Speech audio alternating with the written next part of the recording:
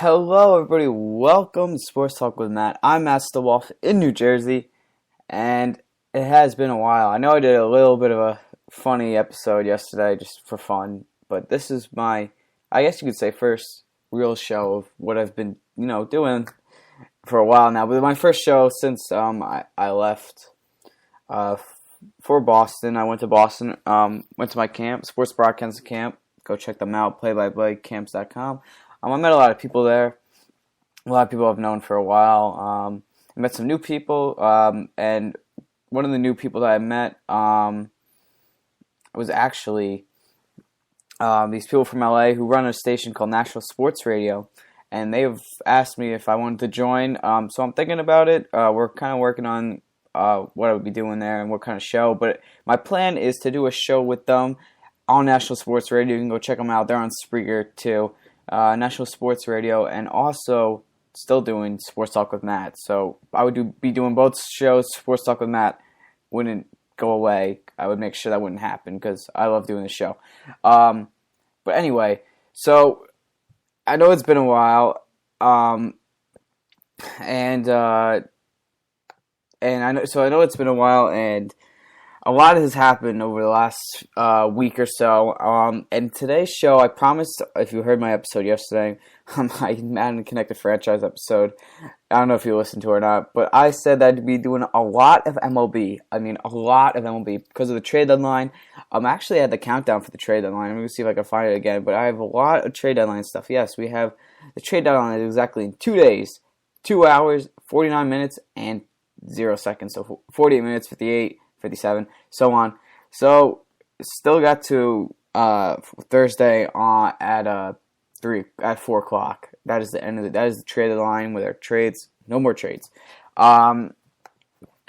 So there has been a couple of trades, but there's a lot more rumors right now than trades going on right now. I'm talking with stars too, like John Lester, even Troy Tulowitzki, Bartolo Colon.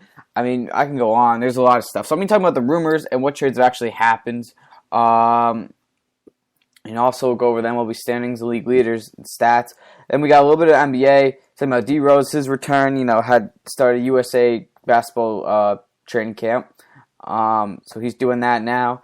And also the T-Wolves' plan of replacing Kevin Love, who they're thinking their replacement could be.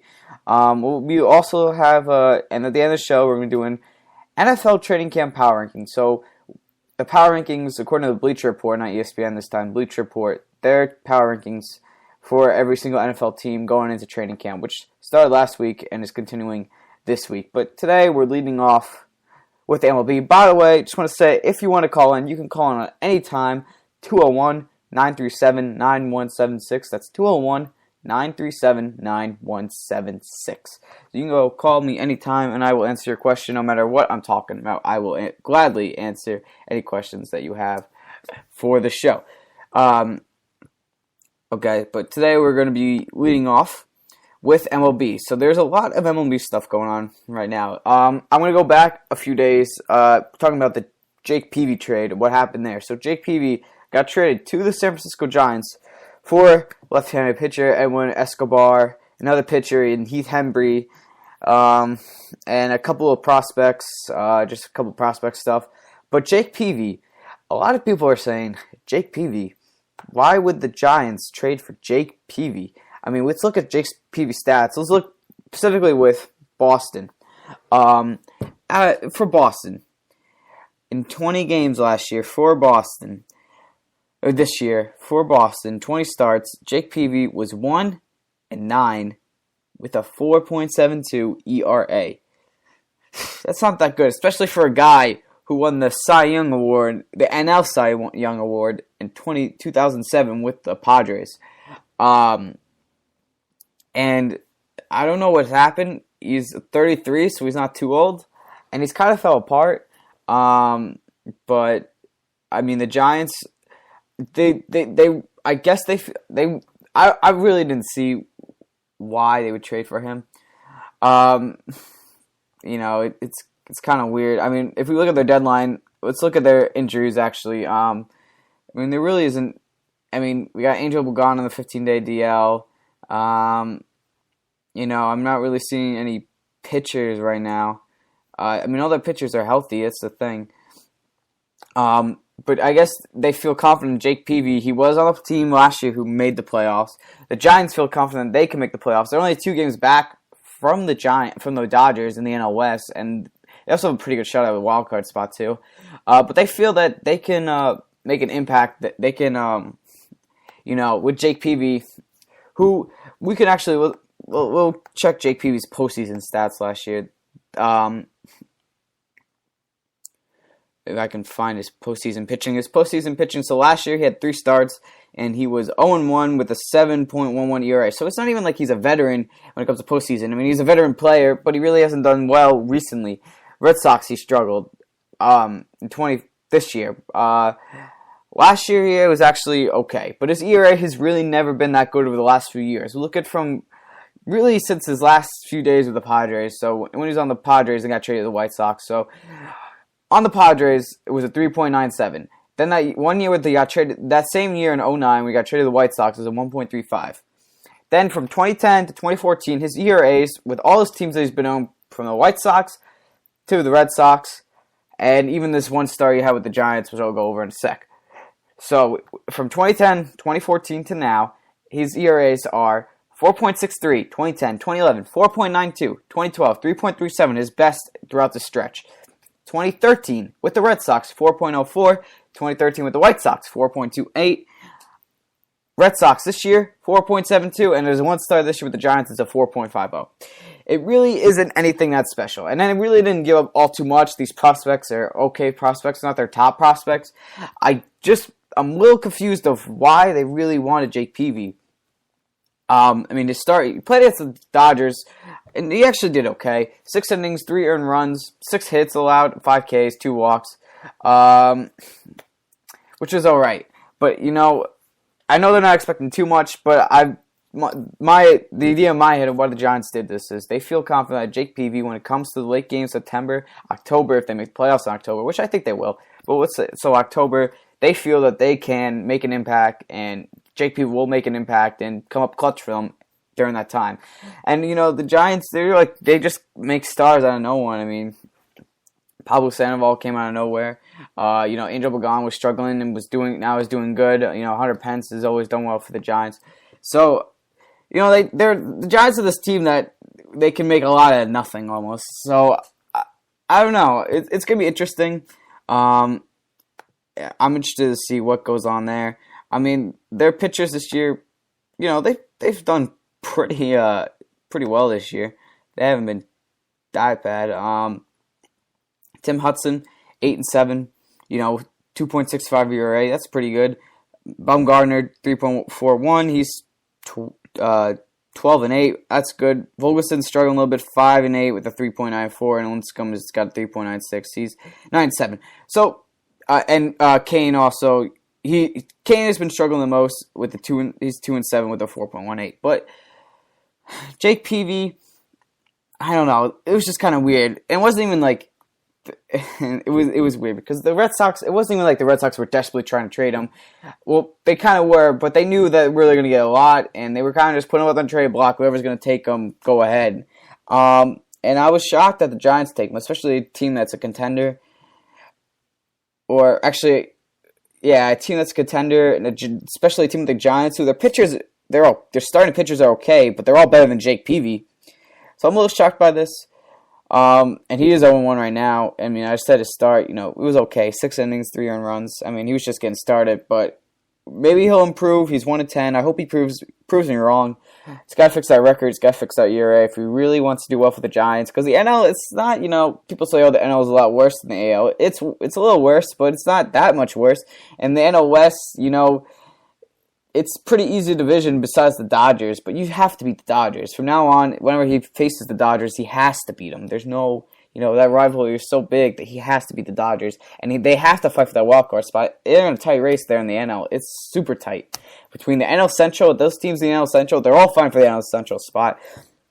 The Brewers, the Cardinals, the Pirates, the Reds, all fighting for it. And if they're not fighting for the division, they're all going for that wild card spot, who is going to be between the Giants, or the Dodgers, whoever doesn't win the NL West, and those teams in the NL Central. The NL East, really, people in there, the teams in there are really just fighting for that division title. They're really not in the wild card race right now. So the Dodgers are going for that wild card, or mainly the division, but if not the division, they're going to go for that wild card too. And do they feel confident that Jake Peavy can get them over that hump and take them into the playoffs and be clutch? I'm not sure. And I don't know what Bruce Bochy and that rest of the staff's thinking, but I'm not sure what's going on there. I hope he proves me wrong. Best of luck for Jake Peavy. He really hasn't been good since really got traded from the Padres. I hope he proves me wrong. He's a little older, 33. That's not too old though. I think he's got some stuff, but gotta fix that 4.5 ERA right now. So moving on. So that was really one of the few trades. Another trade was Darwin Barney was also another trade in the NL West. So Darwin Barney, second baseman on the Cubs, was traded to the Los Angeles Dodgers for cash consideration. This was really a mini trade. This wasn't a big deal. This was more of a trade where, the Dodgers were just trying to get people just to, fill up their bench and maybe have to use them in the postseason in case someone gets hurt. I mean, this guy isn't that too special. He's got he's batting .230, which is really not that good, and he really hasn't batted that well over his career. Really, his rookie season was his best season in 2011, or actually, 2011. Batted .276. He only has 2 home runs this year. His career high is 7 in the season. He's only got 16 RBI. So this really isn't a guy. And he's played in 72 games, so he's played, most of the games. Most of the games this year. So this guy really isn't all too special. I think it's just more of just add guys to the roster in case something does happen. That kind of idea. And, this is a mini trade, nothing too special, just cast considerations. I just thought I'd talk about it. Because D. Gordon, they're just, nervous if D. Gordon gets hurt. They really don't have that, anybody else to back them up, so they felt like they needed to get a backup, because they feel confident they'll make the playoffs and they can go far in the playoffs. Darwin Barney from Cubs to L.A., nothing special there. Continuing MLB, the Yankees did sign Chris Capuano. I'm sorry about that. He recently played for the Dodgers. Actually, he played for the Red Sox this year. I'm sorry. Played for the Red Sox. I believe he was cut. For the Red Sox, though, he was 1-1. He was more of a reliever, I think, for the Red Sox this year, if I'm not mistaken. He's usually a starter, but this year he was more of a reliever. Yeah, 28 games, 31 2/3 innings pitched. Usually a starter, though, and I think that's what he's going for, and that's what the Yankees are looking for him. He actually had to start yesterday. I'm going to check him out. I'll check out that. I'll talk to you guys about his game yesterday. But anyway, so with the Red Sox, 31 2/3 in 28 games, 1-1, 4.55 ERA. Really not a reliever, though. He was on the Mets. I saw him on the Mets. He was okay. He had a couple of stuff, but really isn't all too special. Just your average pitcher. And that's really all the Yankees could go for. If they really want to make a run, they're only about 4 games back in the AL East. So they really want to make that run. They got to go after whatever they can get, because 4 of their 5 pitchers are on the DL, and half of them probably won't be coming back this year. Or actually, three-quarters of them probably aren't coming back this year. And CC Sabathia, Ivan Nova, and Masahiro Tanaka. So the Yankees are really desperate on pitchers. They want to use them. I don't know if he was... So Chris Capuano yesterday. Let me get his game log actually very quickly here. I have his stats actually right here. He was 6 innings. So Chris Capuano, it was actually against the Rangers, the worst team in the MLB right now. The Rangers, 42-64. I mean, I'm shocked by that, the Rangers. But anyway, they lost 4-2 actually. But going to the box score for that game, Chris Capuano actually, it was Chris Capuano didn't start yesterday. He started I believe the day before. I'm gonna quickly get his game log here. Sorry about that, guys. So let me quickly get Chris Capuano's stats.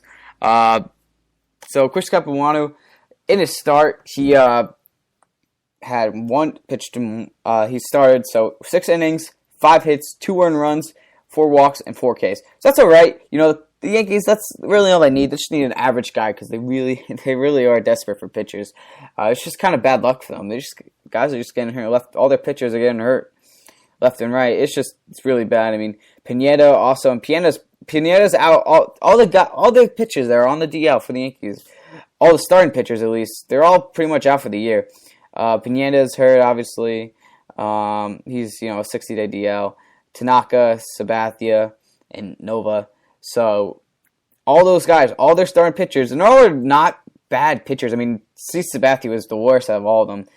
And Piano really hasn't been able to show him stuff as a Yankee. He's always been hurt. He's never really been healthy. He had that 1 year with Seattle.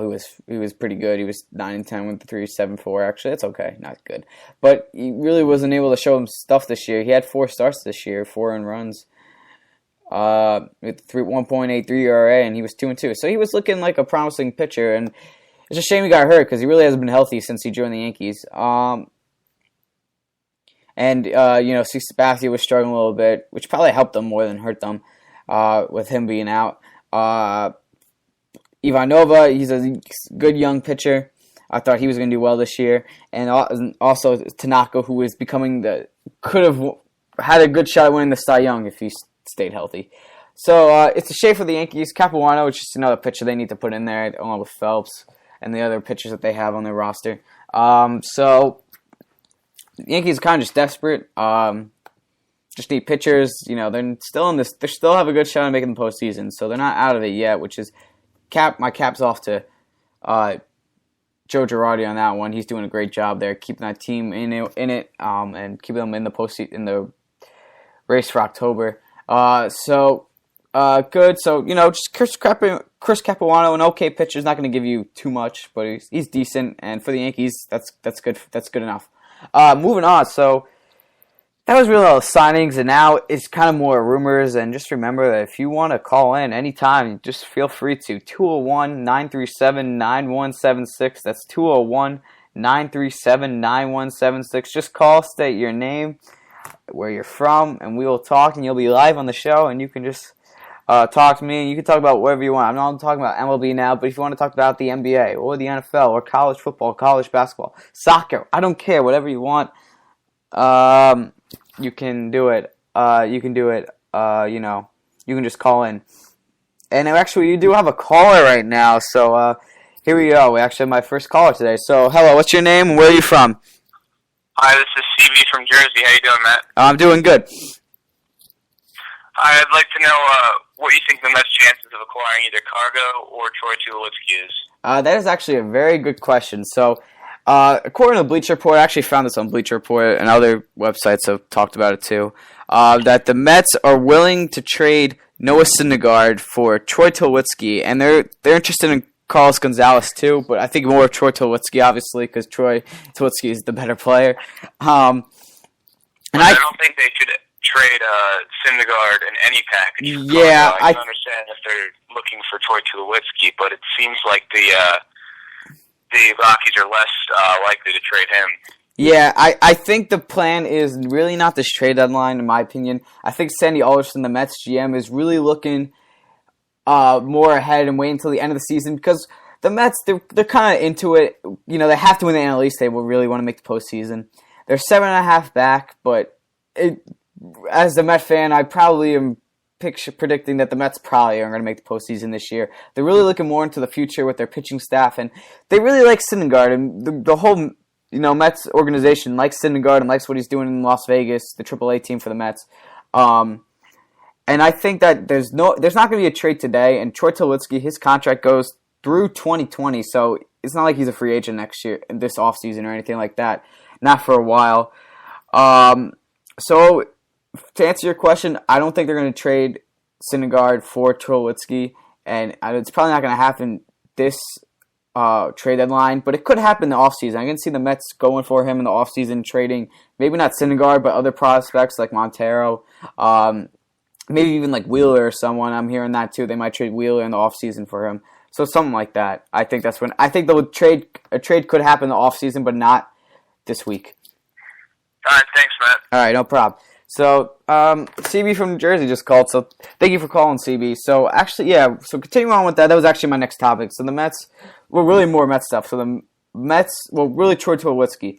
So, Troy Tulowitzki, there are rumors that he might get traded. They're in his trade line, which is probably kind of unlikely. So the Mets, I kind of just said. The Yankees were a team too, but they're really, there's just there's very few rumors. There aren't a crazy amount of teams on this, on this Troy Tulowitzki chase. He did go to the Yankee game yesterday, which raised some eyebrows. He wanted to see Jeter one last time, I guess. That's what they're saying. That's what he was saying. But the Mets were yesterday was the first time they really started talking about trading for Troy Tulowitzki. It was rumors that he might get him in the offseason, but now there are rumors that they were prepared to offer top pitching prospect Noah Syndergaard for the 29-year-old Troy Tulowitzki, who is 29. He's got a contract for his contract pretty much has him set as a Rocky for life unless he gets traded. Do I think, as I said, I don't think the Mets are going to trade Noah Syndergaard. They really, really have faith in this pitcher, and they're really hoping that he does well for them when he comes into the majors, which he'll probably go to the majors next year, not this year. He might come late August or September, but when the roster expands. But he's been looking great down in the minor leagues, and the Mets are excited for him to come up. And I don't know if they're really willing to give Syndergaard right away without seeing what he can do. Troy Tulowitzki, I have to remind you that Troy Tulowitzki is the kind of guy who gets hurt a lot. I mean, he gets hurt a good amount. I mean, he really hasn't played a full season. Most guys don't, but he really has kind of never been as too close. The closest he was his second year, and really his rookie year in 2007 when he played 155 games. And then going from there, he went from 101, 151, 122, 143. 2012 was 47 games. Last year was 126. This year's 91. He's on the DL right now. I think it's a hip injury, thigh injury. But I mean, Troy Tulowitzki, if we forget about his injuries, the kid has got talent. He's only 29. He's 29 years old, so he's kind of in his physical prime. You're seeing the best he's ever going to be. And the Mets get him. That's great because they need that extra bat. The Mets need that one more bat. They need a shortstop or a left fielder. They don't feel confident in Ruben Tejada because he can't hit the ball at all. He can get on base, but he's not a very good hitter. And left field's kind of a disaster right now. Chris Young, who's batting like 230, and Eric Young, who's batting 230, and Chris Young, who's batting like 190. So really not getting what they bought Chris Young for, and really not getting what they thought Eric Young would be. So Troy Tulowitzki, they need that other bat. And I'm saying Troy Tulowitzki goes to play left field. Obviously, I'm saying he plays shortstop, so he could go play shortstop and replace Ruben Tejada for the Mets, which would be good. But I don't see Sandy Alderson. He usually goes for prospects. He doesn't trade prospects. That's not how Sandy Alderson does it in New York. He really hasn't done that at all since his first year in New York, which I believe was 2010. 2010 I think was his first year in New York. So he really hasn't. He's never traded a star. He's never traded for a star. He's always traded. He traded Beltran for Zach Wheeler. He traded Ari Dickey for Noah Syndergaard and Travis Darnell. So he's always trades for the prospects and not the other way around. Never trades prospects for stars. And this is so this is a little unusual. But saying that, I could totally see something going on in the offseason where the Mets or some other team trades for Troy Tulowitzki. Because it seems like Troy isn't happy there, even though he just signed an extension that will go on, that will activate this in 2015, where he will stay there through 2020, which is 6 years, $118 million, which is a lot of money.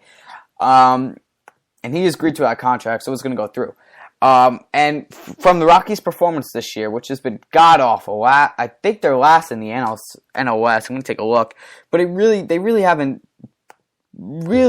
done what I think Troy was expecting. And it just shows that you can't win with one player. Troy Tulowitzki, as amazing as he's been, looking at his stats, batting .340, which is leading the MLB, I'm pretty sure. I know it's the NL. I think it's the MLB too. He's has 21 home runs, which is great, and he hasn't hit a home run since the All-Star break, but he's been hurt too. And he also has 52 RBIs. So this is his best year, and this isn't like a contract year for him. I mean, he just got a new contract, so he's really showing what he can do. And this kid, I mean, he's unbelievable, and he's a great fielder too. He's a very good fielder. He's a very good fielder. His fielding stats are very good. He's only got 4 errors this year, and his fielding percentage is 99%. So that's pretty good. And he's a great fielder. He's a good all-around player. Can hit home runs and has a very high average. And he can get RBIs and he can field. He's got a good amount of speed too. So he's a good all-around player. I'm not saying he's like Mike Trout, but he's a good all-around player. I can definitely see Troy Tulowitzki getting traded. I don't think this trade deadline, no matter what team is interested in him, I don't think he's getting traded this trade deadline. So we're going to have to wait till the offseason. I think he'll get traded during like winter meetings or something. He could get traded. I think that's when it's going to happen, during November, December, something like that. So I can definitely see that happening, and I think he's going to get traded, but not now, not this trade deadline. He won't get traded. Wait till the offseason, baseball fans. That's when I believe he'll get traded. All right, so moving on to the Red Sox.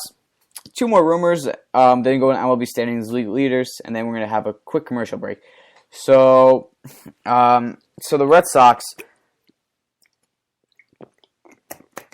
sorry about that, they have reported that they are willing to trade John Lester, 2 of their pitchers, and John Lester and John Lackey. Now, John Lackey's a little older, and more people are interested in getting John Lester. The Red Sox really been struggling the whole year after winning the World Series last year. Really haven't done all too much. Kind of been a huge disappointment. They didn't really make a lot of changes in the offseason, and it kind of shows that some guys just hit a point where they just can't perform as well as they used to. And we're seeing that in guys like Mike Napoli, David Ross, Johnny Gomes, and all those guys, that they really just can't perform at the level that they did in last year in 2013 and in the postseason of 2013. But John Lester, he's one of the few bright spots in this Red Sox team. He's had a great year, and it's been a lot better than the last few years that he's had. But he's had a great year. He's having a great year this year. He is 10-7, but don't look at the record. Look at his ERA. It's 2.52, and he also has 149 Ks, which is almost reaching how many he had last year in 177, and almost in a little over half the starts that he's had this year. A little over half the starts that he had last year. So he's looking great out there. And he actually reported something on ESPN, and I'm gonna find it. It actually happened while I was on my doing the show. He said that John Lester's agents denying that the reports that representatives of Boston reps informed Boston of his contract demand, prompting trade talk. So they pretty much put him on. It's pretty much saying that, because Lester he wants a new contract. So the Red Sox are saying, no, we're not going to give you a new contract. We're just going to trade you and start to rebuild. So they're looking to trade John Lester. The Dodgers are one of the teams that are interested in Lester. There's no surprise here. There's rumors that the LA Dodgers are interested in John Lester. And the rumors are that he could get traded from Matt Kemp. And this is just a rumor. I don't know what's going to go on. I think the first question I should answer is, do I think John Lester is going to get traded? And my answer is yes. I believe that the Red Sox, they know, okay, we really aren't in the playoffs. We're in the playoff race here. They're 11 back, 48-58. I think they're just going to be happy if they make it a 500 at the end of the year. Really, they don't have a shot right now. They need to figure something out and kind of change things. And the best way to start is get prospects and go from your prospect. Go start with prospects and get good prospects and hope for the future. Focus on the future. They're really focusing more on the future than now, because right now they can't win a World Series. Now they got to get more talent and get better, younger players who have brighter futures. John Lester is a little older. He's not a dinosaur. He's only 30. But they're looking for the younger guys who can, do well for them in the future and not now. John Lester, probably won't do as good he won't be good for the Red Sox in 4 years, and the Red Sox want to be good in 4 years, something like that. So I think they feel that they have to trade Lester because they don't want to give him a new contract because he'll leave anyway because the Red Sox don't want to give him a new contract, so he'll be a free agent. So they want to get at least something from John Lester. If the Dodgers get John Lester, I don't know. I would truly, if the Dodgers get John Lester, even if they have to trade Matt Kemp, I truly believe that the Dodgers will win the World Series. And I'm saying this because their pitching rotation will be disgusting. It will be unbelievable. Their pitching rotation will be unstoppable. It actually will be unstoppable with Josh Beckett, who's had a great year, and I know he's hurt right now. I believe he's still hurt, or he's actually back. He last pitched July 22nd, so he is back. He's just getting some rest. But Josh Beckett, what he's done this year is great. 6-5, okay, but 2.52 ERA, that's good. And if you get the low ERAs in the postseason, you will succeed. Pitchers win postseason games. You win. You go to the World Series because of your pitcher. You make it far because of your pitchers. And if your pitchers do good in the postseason, you will go a long way. Zach Greinke, he's been doing great this year. 12-6, 2.74 ERA, and he should be doing great because this kid, he is unbelievable too. He's won the Cy Young. He won the Cy Young in 2009 on the Royals. He's been great for teams. He was great. He was good last year. He was 15-4 last year with 2.63. He's 12-6 this year with 2.74. He's still doing great. They also have I'm going to say his name correctly. I don't know. Young Jin-Ryu. The South Korean, Young Jin-Ryu, who has been doing pretty good this year too. He's probably the worst starter, but he's still playing amazing. He's 12-5 with a 3.44 ERA, which is still pretty good. They also have, and then they have Dan Herron, who's been doing great, who's been doing okay, 8-8 with a 4.5. That's all right. He's a little older too. He's 33. He has been all right, but they have the best pitcher in baseball, in my opinion, and Clayton Kershaw. I think he's the best pitcher in baseball. I mean, that 40-plus scoreless inning streak that he had this season blew my mind. He is 12-2 with a 1.76 ERA. He should totally win the NL Cy Young. I think he's just a little bit better than Felix Hernandez right now, and he's only 26. He's only 26, guys. He's not that old. 12-2 with a 1.76. He's already won the Cy Young twice already.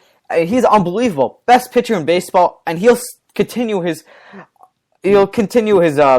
performance, his unbelievable season performance in the postseason, I believe. And getting John Lester in that rotation, probably replacing Dan Herron, will be unbelievable.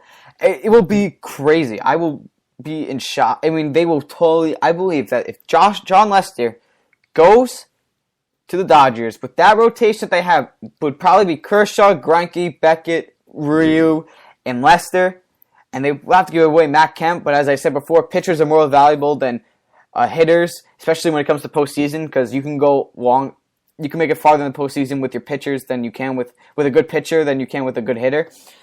So I believe that with Lester in that rotation, they could definitely. I would give them almost an 80% chance to win the World Series. Definitely, I think they would have like a 90% chance of winning the NL pennant. You heard that here if they do get John Lester. Now, do I think that this trade is going to happen? I'm not sure, because I really haven't heard just a few rumors from a couple of websites, but until I hear it from a solid channel or website like ESPN or Fox Sports 1 or even CBS Sports, then I will start to really believe that that trade could actually happen. So, but I think he's going to get traded, but I'm not sure where. But it looks like right now, the Dodgers, that is a possibility. That's really all I'm hearing right now. But if he does go to the Dodgers, I think they have a really good shot winning the World Series if John Lester goes to the Dodgers. And finally, the last trade rumor is the Phillies. They have put Cole Hamels on the trading block. They were saying that they're willing to trade him. There hasn't been any offers yet for Cole Hamels. And Cole Hamels is really another team that's really done bad, who was good a few years ago and is just struggling the last 2 years. Last place in the NL East.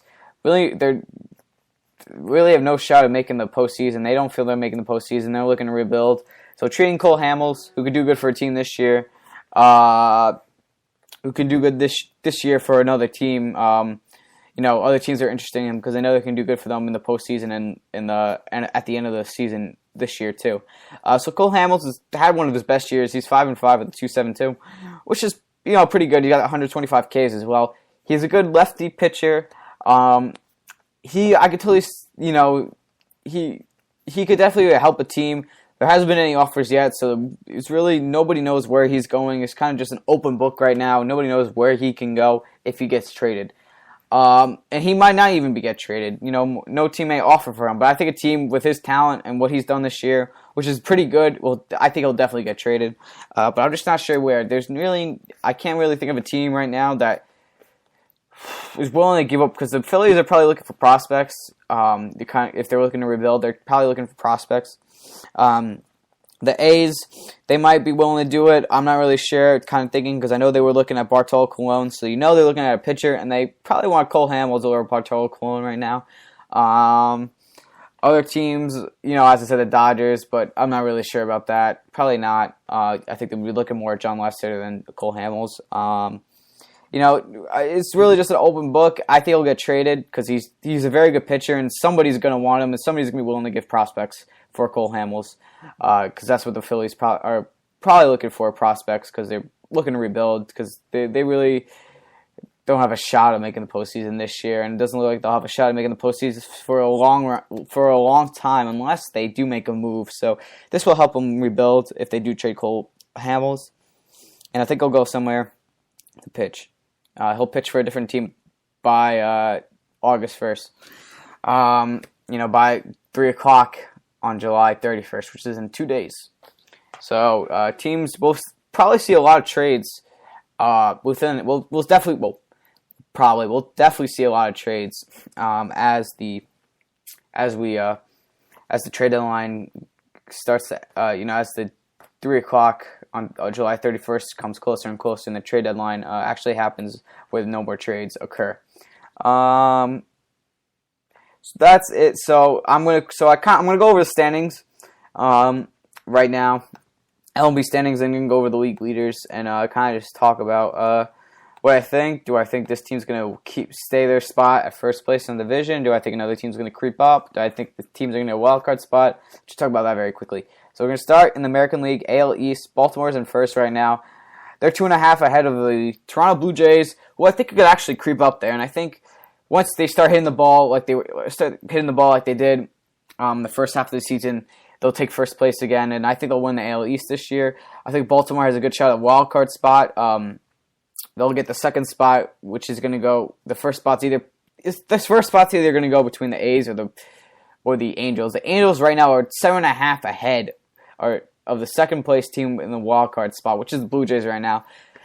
Which I think is either going to go. I think the second wild card spot's probably going to go to Toronto or Baltimore. As much as I want Seattle, because I think Seattle's a good team, and I feel like Kim Felix needs to make the postseason at least once in his career.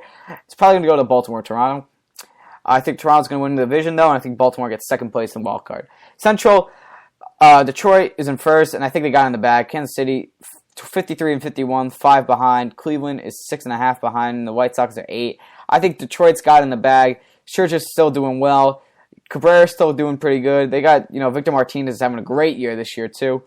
So I think they're still a good, solid team. Verlander struggled a little bit this year, but they're still a good, solid team, and I think they got the NL Central, because the NL Central isn't that tough. So as long as you're pretty good, you got a good shot at winning the NL Central. So I think Detroit, they're pretty good, so I think they're going to win the NL Central. And, the AL Central. AL Central, not NL Central. AL Central. Sorry about that. And the AL West.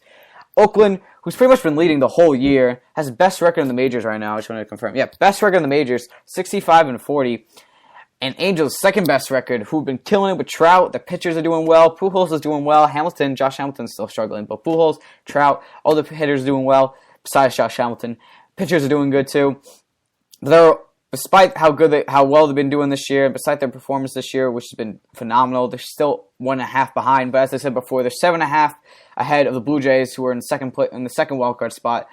So the Angels, they probably got the first place wildcard spot, unless they collapse. I don't think they're going to win the AL West. I think the A's have been playing phenomenal too, with Josh Donaldson and Jeff Samardzija now, who's doing good too. Brandon Moss has been great.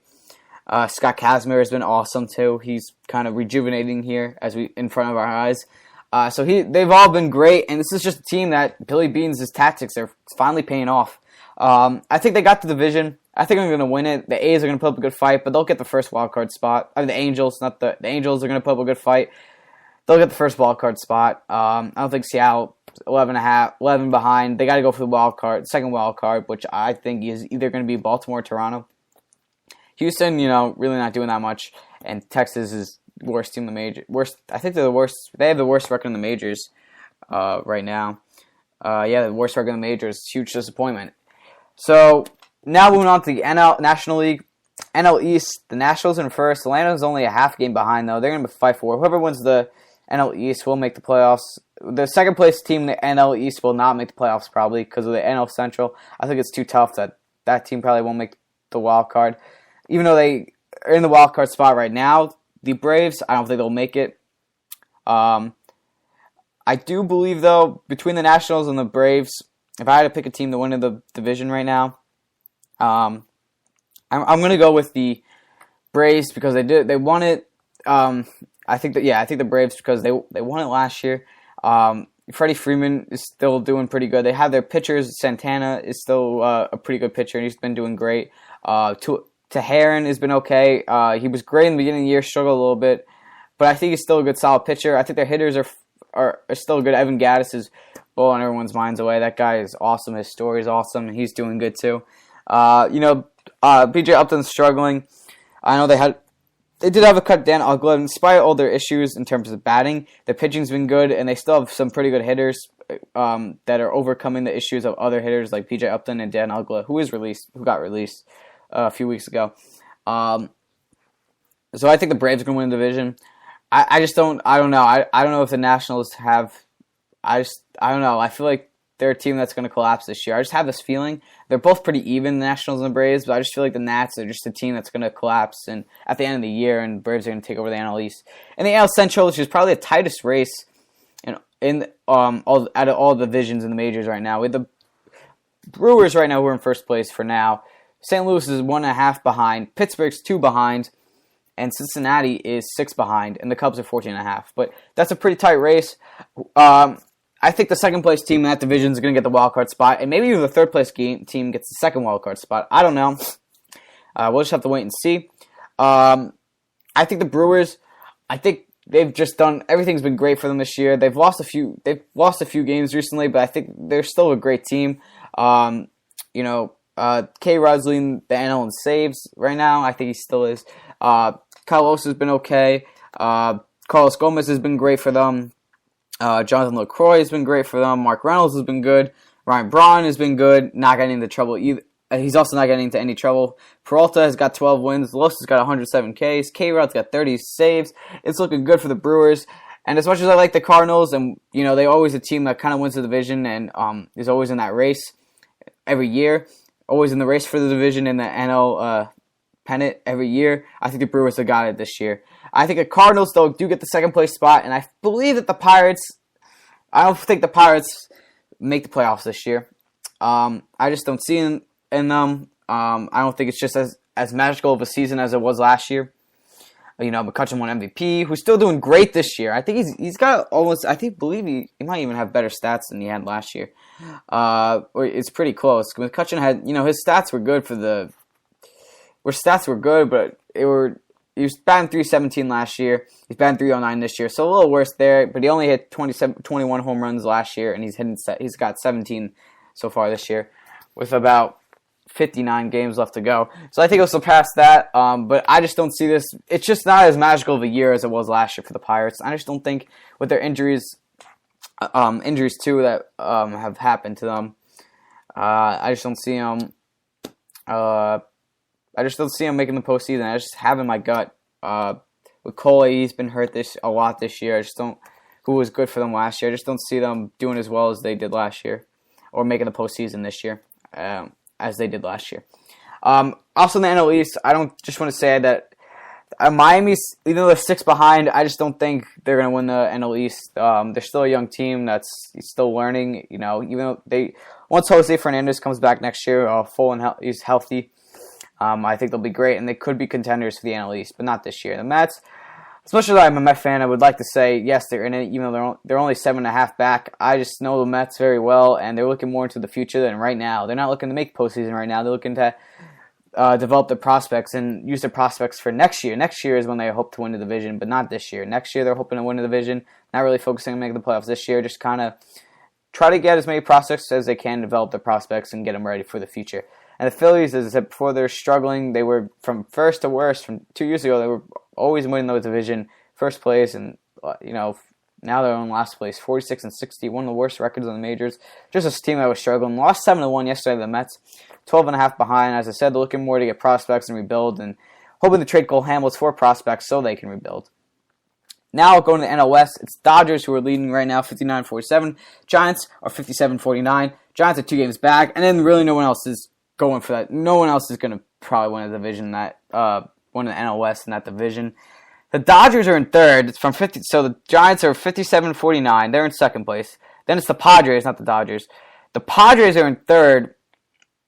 They're 46-59. So 57-49 to 46-59. They're 12.5 back. Then we got the D-backs, who are awful. They're looking awful right now. They're 13 back. And the Rockies, 43-62, 15.5 back. So it's really going to go down between the Dodgers and the Giants. And I think the Dodgers got this. I think their pitching is just phenomenal. Their pitching is so good, I think that I can't see them not winning the division. As tight as it is, I just don't see them. I see the Dodgers winning the NL West. I think the Giants, though, will get the second wild card spot with St. Louis. I don't think the Braves. Right now, the Braves are first in the wild card. I think they drop.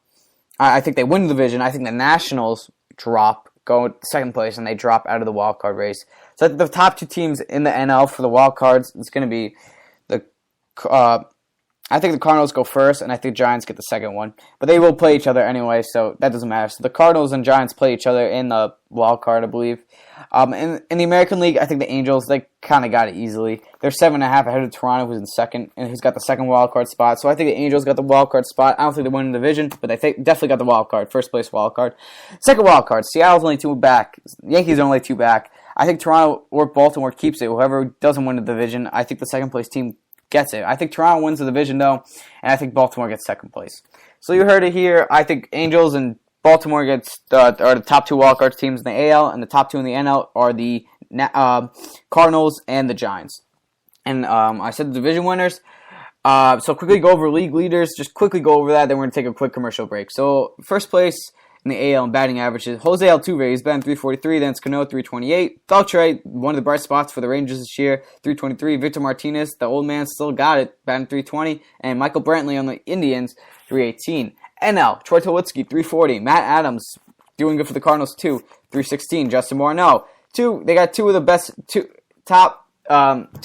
3 hitters in the NL, and the Rockies are still in last place in their own division. Which shows how important their pitching, how important pitching really is. Their pitching really hasn't been that great this year. Forrest Puig, batting .310, and Casey McGee on the Marlins, .310 as well. AL, home runs, leading the majors in home runs is Jose Abreu with 30. Nelson Cruz got 29. Edwin Encarnacion, 26. Big Papi, 25. Mike Trout, 24. Anthony Rizzo, first in the NL in home runs, one of the few bright spots for the Cubs, 25 home runs. Giancarlo Stanton, 23. Troy Tulowitzki, 21 in third place. Marlon Byrd and Todd Frazier tied for fourth with 20. And in the RBIs, we got Miguel Cabrera, 2-time reigning MVP, AL MVP, 2-time reigning MVP winner and Triple Crown winner in 2012. Has got 81 RBIs. Jose Abreu, 79. Big Papi, 77. Trout, 76. And Cruz, 75. NL RBIs, Giancarlo Stanton, 69. So first place, the NL has got 69 RBIs, and the leading NL RBI leader, the RBI leader in the NL, has got 69 RBIs, and the RBI leader in the AL has got 81. Big drop there. Big difference. Adrian Gonzalez for the Dodgers got 68. Goldschmidt, the only bright spot really for the D-backs, got 67. McCutchen, 63, and Ryan Howard's got 62. AL wins. Max Scherzer. Actually, we got 5 pitchers tied for first place with 12 wins, which is Max Scherzer, the Detroit Lions, reigning Cy Young winner, AL Cy Young winner. Sonny Gray, the Oakland Athletics with 12. Rick Parcells of the Detroit Tigers. So the Tigers have two of the top three winningest pitchers in the AL right now. Scott Kazmir of the A's. So the A's have two of the top four winningest pitchers in the AL. And Masahiro Tanaka, who's probably out for the year and will probably lose that spot, is in first place with 12. But Tanaka, he's been out for about 3 weeks or 2 weeks now, and he's still tied for first in the AL in wins, which shows that he had a really good shot at winning the Cy Young this year. In the NL, first place in wins is 13 is Adam Wainwright. And then there are four pitchers tied for second: Madison Bumgarner of the Giants, Greinke of the Dodgers, Willie Peralta of the Brewers, and Alfredo Simon, yeah, so you say not Simone. Simon of the Reds. ERA now in the AL, Chris Sale with a 1.88. He's been doing great this year for the White Sox. King Felix has got a 1.99. I think he'll take over the ERA leader, and I don't think he's winning the Cy Young this year for the AL. You heard it here. King Felix is winning the AL Cy Young this year. Scott Kazmir's got 2.37. Tanaka, 2.51. John Lester, 2.52. Guy could get traded fifth in the AL in ERA. He's got a 2.52 ERA. Could be traded. John Lester. Just this guy, if he goes to whatever team he goes to, he'll be really valuable, and he'll make a big impact for that team. Kershaw leading the MLB actually in ERA right now with a 1.76. He's the best pitcher in baseball. I think he's winning the NL Cy Young. He's getting it over Wainwright. Wainwright, by the way, is in second with a 1.92. Johnny Cueto with a 2.08. Fourth place is Josh Beckett with a 2.52. And Henderson Alvarez with a 2.62. And then we're going to end it with with the saves leaders. So in the AL saves, Fernando Rodney, I hate the way he wears his hat. He's got 28 saves. Greg Hall on the Royals, 27. David Robinson, who replaced Mo this year and is doing a good job, has got 26. Glenn Perkins of the Twins, 25. And Koji Uehara, who is still doing great for the Red Sox, by the way. He's still doing as well as he did in August in the postseason. He's unbelievable. I think he's the best reliever. He's the best reliever in baseball. He's got 21 saves. Craig Kimbrell is in first leading the majors. He's actually tied for first with Trevor Rosenthal. Both of them got 32. Trevor Rosenthal is on the Cardinals, by the way. Kenley Jansen is in third with 30. K-Rod, I thought he was in first in saves, but he's actually tied for third as well with 30. Francisco Rodriguez. And in fifth place is Steve Kishek on the Marlins with 26. So that is it for the MLB. Man, we got a lot of MLB down. 50 minutes of MLB talk. A lot of trade deadline stuff. So I'm going to take a quick break. And coming up after the break, I'm going to be talking about the NBA. D Rose, he is returning, and he says he's more confident than ever right now. And in the Sixers, they have an idea of who can be replacing Kevin Love once they trade him. That will all be coming up, and then later in the show, we'll talk about I found NFL training camp power rankings, and I'll go over that. But coming up next will be NBA, D Rose returning, and the Timberwolves' idea of a replacement for Kevin Love. Thank you guys for listening to Sports Talk with Matt. I'm Matt Stolboff in New Jersey, and I'll be right back after the break. Ocean blue, what have I done to you? Cut so deep, yet growing through and through.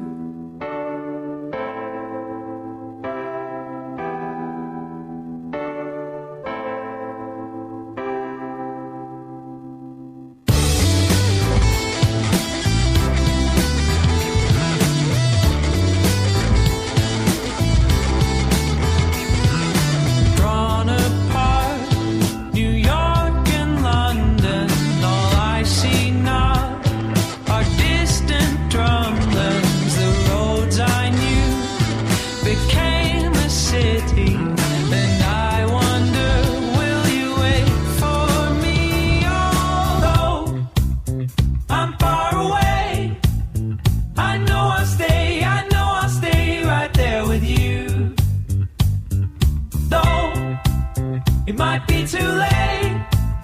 What would you say? What would you say? What would you do?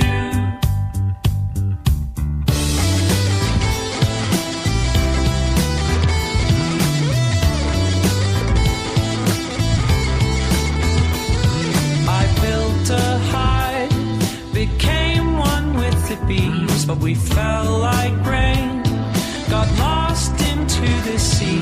If I don't know, the wind will carry me, so just hold tight.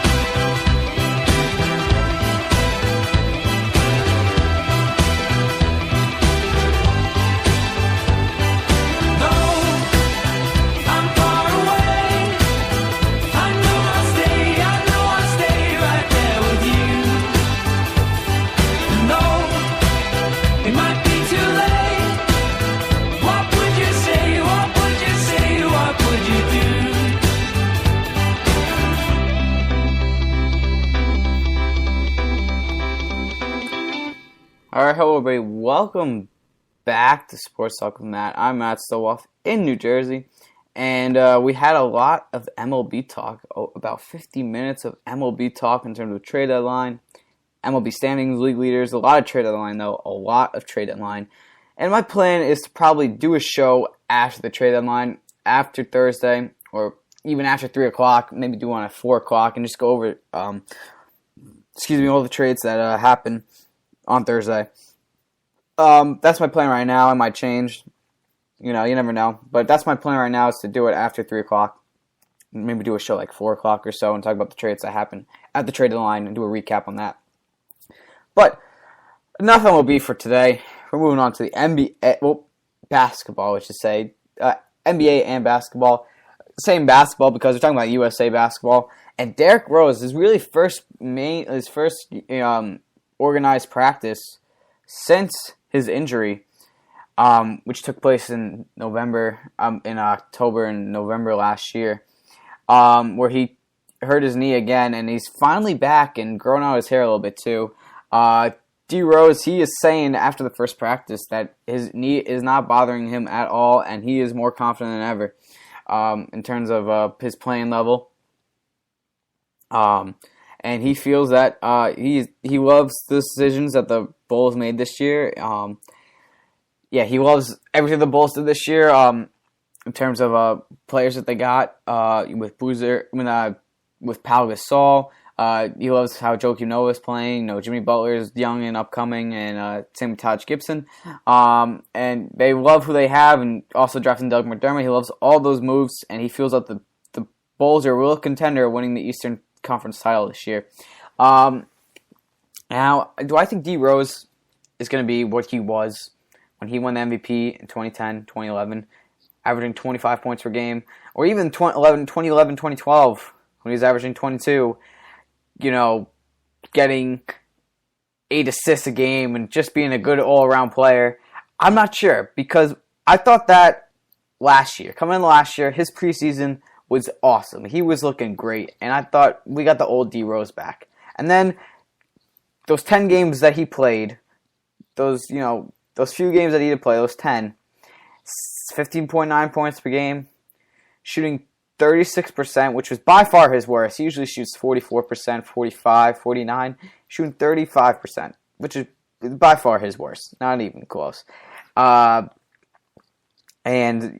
only averaging 4 assists per game after averaging 8 2 years before. I just was like, wow. And then he got hurt, and I just felt terrible. But I was thinking, we might not ever see the D Rose that we saw when he was the MVP, from 2008 to 2011, really, 2012. We may never see that D Rose ever again. And I really have to see how he plays in the FIBA World Championship. This is going to give him a great chance. If Coach K lets him join the team and gives him the shot of playing, and playing organized basketball and playing in big games, that's going to really make my decision of what D Rose am I going to see. Am I going to see the one that played the 10 games that looked awful? He looked awful for what he has been. He looked awful. Or am I going to see the D Rose that won the MVP, or even the year after he won the MVP when he averaged 22 points per game and 8 assists? Because that's still a pretty good point guard, and that's still a pretty good player. And we have to remember that D Rose is 25, so he's not even in his physical prime yet. And we're talking about this like this guy is 28, or he's not even 28. I'm talking about him like he's 30, because all the injuries he's had. He has 2 major injuries, and I don't know, really, really 2 years off from basketball, because he only played 10 games. So we're going to say really he's had 2 years off from playing in the NBA. And I just don't know how if he somehow goes back to what he was, then congrats him, and he made the biggest comeback of all time. But I just don't know how that's going to happen. It's unbelievable. Going from these tearing your ACL and going from these injuries, you have surgery, you have to have physical therapy. It's a big process. And I'm going to be watching these FIBA games because I want to see how he does. And seeing what he does in those games will make my decision of what D Rose am I going to, what if the real D Rose is back, if the D Rose that we all knew and love is back, or the D Rose that we saw for 10 games last year is back. I don't know. So watching those games, I'm going to have to wait and see. I really hope he does well because, winning a MVP trophy when you're 21 or 21 years old is unbelievable. The youngest person ever won the MVP. I really want to see that guy back because he was electric and he made Chicago. People watch Chicago, but he really made it fun to watch Chicago. I just hope he comes back. I hope he's healthy. I wish him the best of luck, but I will really know which D Rose is back by watching the FIBA championships this summer. During the summer, which is, I believe, I don't know the exact date, but it's sometime next week or 2 weeks from now. Anyway, we're going to stay with basketball and moving on. This is going to be a quick NBA segment. So, Timberwolves, there's sources saying that the Timberwolves are eyeing Thaddeus Young as a replacement for Kevin Love. ESPN is saying that that the Wolves, while continuing to discuss trades that would send Kevin Love to Cavs, they've been exploring their options for acquiring Thaddeus Young from the Sixers, either through a separate transaction or as part of an expanded Love trade. The Sixers really haven't said whether they'd be willing to do this or not. But if the Sixers, this is kind of interesting. I guess, now that Wiggins signed with the Cavs, they have to wait 30 days. The Timberwolves really want to get a player now, I think. And Thaddeus Young isn't a terrible player. He's a very good player. Not Kevin Love. He's nowhere near to Kevin Love, but he's a good, solid player. Last year, he averaged 18 points a game with 6 rebounds and half a block a game. But you have to remember that the Sixers were a terrible team last year. And usually, if you're a good player, if you're a decent player, stats can be a little better if you're one of the only good players on your team. The year before, the Sixers, they're okay. You average 15 points a game. So he's a good, solid player. And the 6 rebounds, it's not even close to Kevin Love's stats. Which I'll find Kevin Love's stats, the exact stats. But I just, it's kind of interesting because I don't know if the Timberwolves really want to give Kevin Love to a contender like the Cavs, where they can give it to a team that's rebuilding like the Sixers. Now, do I think that if Kevin Love goes to the Sixers that he'll resign? No, so I don't think that trade's going to happen where Kevin Love goes to the Sixers and that's it. I think the Sixers are just going to be part of a trade, and it'll be a 3-way trade with Cleveland, maybe Chicago, who just got in the race now for Kevin Love. We're trying to trade for Kevin Love. Or maybe Golden State Warriors, they finally say, hey, let's get rid of Klay. Why not get rid of Klay Thompson? We really want Kevin Love. Let's get rid of Klay Thompson. We're willing to do that. Let's get Kevin Love. So I think the Sixers are just part of a 3-team trade. Kevin Love, so I just said 18 points per game, 6 rebounds for Thaddeus Young. Kevin Love, 26 points per game, 12.5 rebounds. So there's a big difference. But he's still a good, solid player. As I said, nowhere close to Kevin Love. Kevin Love is the best power forward in the league right now. Nowhere close to that. Obviously, there's better players, but he's probably the best tradable replacement option that the Timberwolves can have, because obviously they're not getting LaMarcus Aldridge, they're not getting Tim Duncan. They're not going to get those guys. They got to deal with a good. He's a solid player, a likable player, Thaddeus Young. I think he will be the replacement. I think Thaddeus Young will go to the Timberwolves. I'm just not sure who else is going to be part of this trade, because I don't think Kevin Love's going to the Sixers. He's either going to Cleveland, Chicago, or Golden State. I think he's going to Cleveland. I think the Cavs are going to eventually be willing to trade Wiggins, but I think the Sixers will be part of that. It sounds like the Sixers, the only way Thaddeus Young goes to the Timberwolves if the Sixers are part of a 3-team trade. That's basically it. I think it's going to happen. Sixers are going to be part of a 3-team trade, and Thaddeus Young will go to the Timberwolves. I think that's my opinion. It's a good replacement. Obviously not as good as Kevin Love, but it's a good, solid replacement, and it's probably the best available replacement for the Timberwolves. So that's really it for the NBA. Just a quick segment. That was a quick segment. That was about like 13, 15 minutes or so. So we're going to have one more break, then coming up, ending this show today with NFL Power Rankings, the NFL Training Camp Power Rankings. just having the power rankings, according to Bleach Report, their power rankings of the best teams in the NFL right now going into training camp, which started last week and is continuing this week. So, doing that after the break, I just want to say, if you want to call before I do the power rankings after the break, if you want to call in, you can. The number is 201-937-9176. That's 201-937-9176. You can call me, tell me where you are, what's your name. We can talk about anything you want. 201-937-9176. You guys are listening to Sports Talk with Matt. I'm Matt Stiboff in New Jersey, and I'll be right back after the break.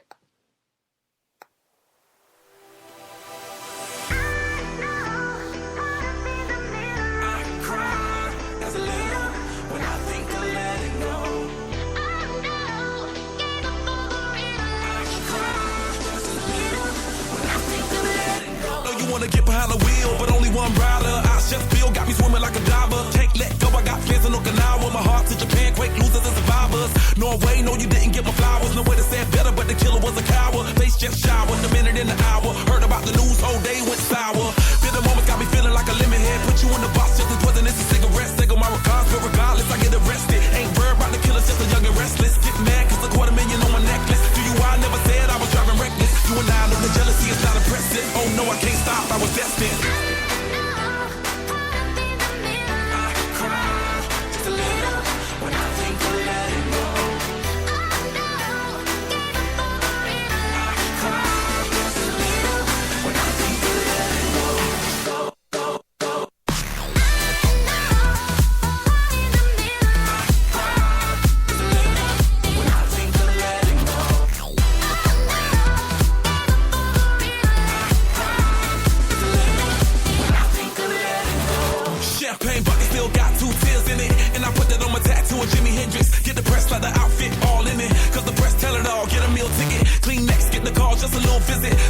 Just to make it here still vivid. Reality see when you're blessed, just kill critics. Bugatti never been them rich, just start fearing. Look at me staring, got the block staring, got a good feeling. That's the bike carrying. Tell us Billy Jeans, I'm on another planet. Thank class, big Chuck and Lee Prince parents. By my mama chandeliers, I'm in tears, damn it. 30 years you'd have thought these emotions vanish. Try to live, trying to figure how your sister vanished. No cheers, I know you would have panicked.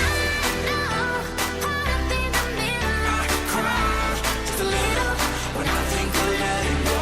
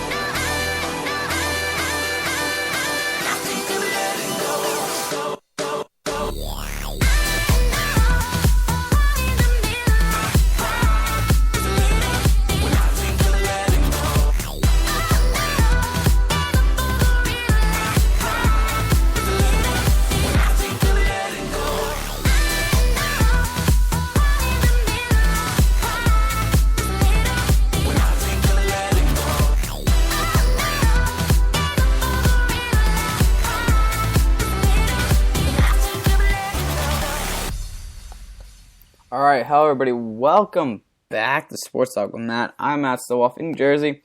So we've talked about a lot. We talked a lot today. I talked a lot today. Talked a lot about MLB. A lot of MLB. I mean, a lot. I promised that. I did it.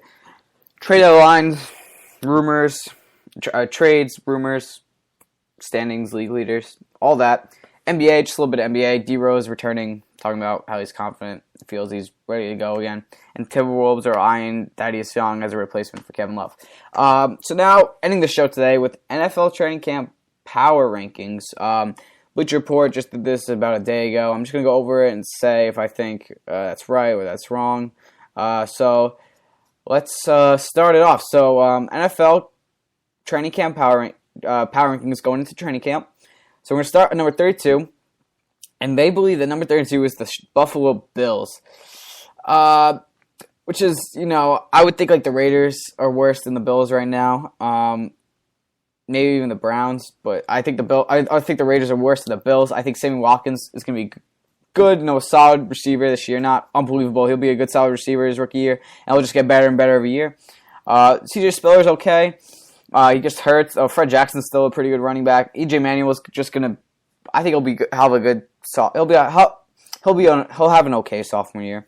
But I think they're better than 32. I mean, they're not the worst team in the league. I know Kiko Alonso's hurt, but they still have Williams, who's still pretty good. They did lose Jairus Byrd, but they still got some good players.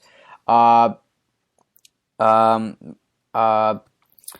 Darius is also there.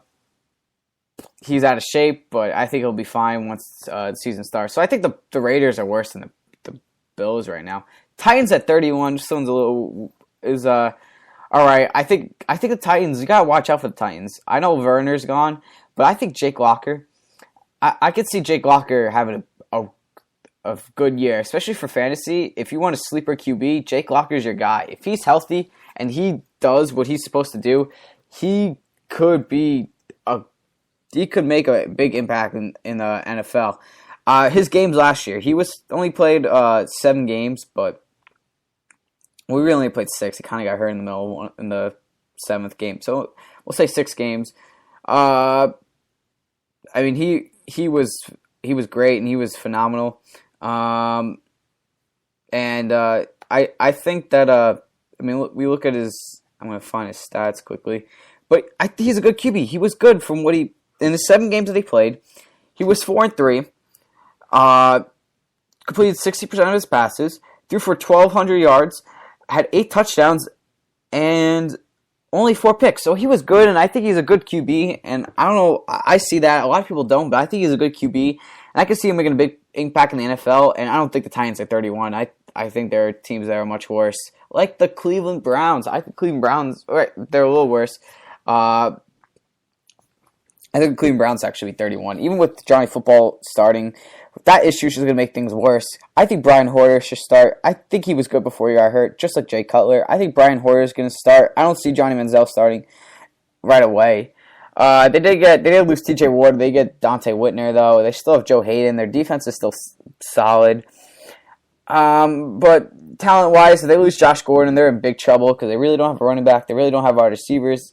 It's just a big mess there on the offensive side. Their defense is okay, but their offense is just a big mess. And offense you need to have a good offense. You need to have a good QB if you want to make it far in the NFL.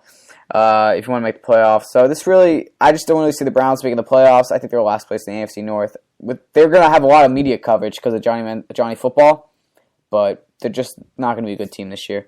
29 is the Oakland Raiders. I don't know. I really don't see the Oakland Raiders being that well. Khalil Mack I like him from UCLA. Yeah, Khalil Mack's from Buffalo. Sorry. Yeah, Khalil Mack went to Buffalo. I like him. He's pretty good. I think he's I think Khalil Mack's he's a good solid player. He'll be okay his rookie year, but like most rookies, he'll just get better and better every year. But this year he'll be okay. Justin Tuck's old. I just don't. Justin Tuck's really old. His numbers just dropped every year. As much, I think he still would have been good on the Giants, but if he's going to be the main pass rusher, I just don't see him doing really that well. He actually had a pretty good year with 11 sacks, but a lot came from bad teams. A lot came from bad teams like the Redskins, who had a poor offensive line. He had 6 sacks in 2 games from the Redskins. Almost more than half his sacks came from the Redskins. With a poor offensive line. The Chargers had Tia 2, which was okay. Really, he had 0 against the Bears, who have a good offensive line. The Eagles, the Chiefs, so teams with good offensive lines. He didn't do well. So all his sacks really came from the Redskins and the Chargers. He's an okay defensive end. I mean, the year before he only had 4 sacks and 5, so he really hasn't been all too well. So if he's your main pass rusher, it's kind of an issue. Lamar Woodley's okay, though. I like Lamar Woodley. I like that pick, but, one guy isn't enough. He's an okay linebacker. A defensive end. I mean, had 5 sacks last year. Okay, not great. Okay. And McFadden and MJD both are running back. McFadden's always hurt, so MJD is gonna have to go in there. But MJD, Maurice Jones-Drew, is just not the guy he once was. So I don't see the Raiders making a big impact either. I see them last in a tough AFC West. The Jets are 28. Now the Jets could be a team that could surprise me. Surprise a lot of people actually. I think their defense is top 10, maybe even top 5 in the league. Their defense is very good. Sheldon Richardson. Actually, I can just go down the list. They have a very good, especially that defensive front that they have, is a very good defensive front. Muhammad Wilkerson is still pretty good. They have some very, they have very good offensive team, and a lot of people don't see that. But I'm just going to show you their defensive ends are very, very solid, and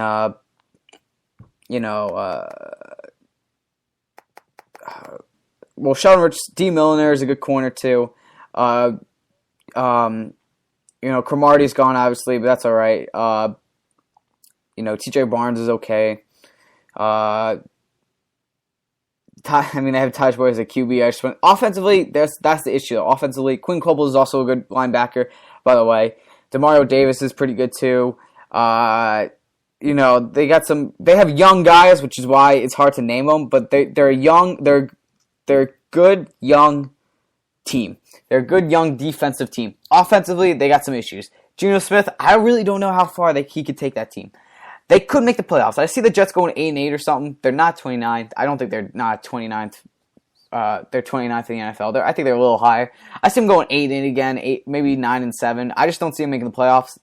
Maybe the year after, but Geno is still got issues for him. Eric Dicker's a good receiver, obviously. They got him over the offseason. He's good. But besides that, they really don't have a good second receiver. Stephen Hill, I don't think he's going to cut it. Clyde Gates, I don't think he's going to cut it. They don't have Holmes anymore.